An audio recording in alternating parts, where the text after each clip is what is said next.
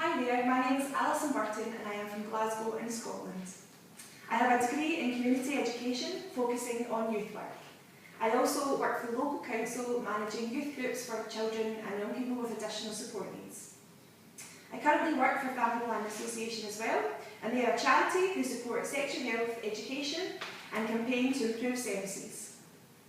I've also had the privilege of doing international work in Uganda and South Africa, working specifically with vulnerable young people. The aim of this conference is full access and full choice. To me, this means being inclusive and providing information and engaging with hard-to-reach young people.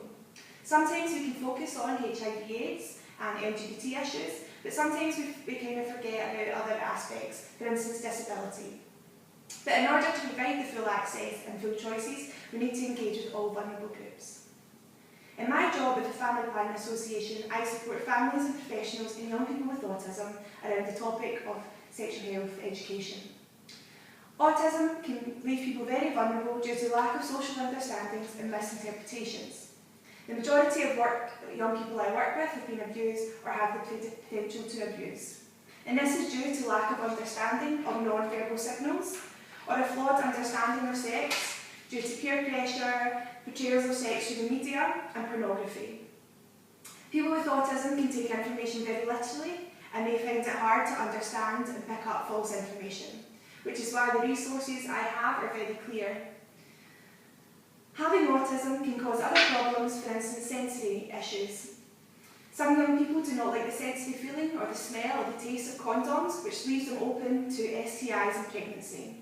Some people also do not like the thought of being kissed or touched intimately, and this can cause issues within a relationship. So I work with people to break down those barriers in order to create a healthy relationship.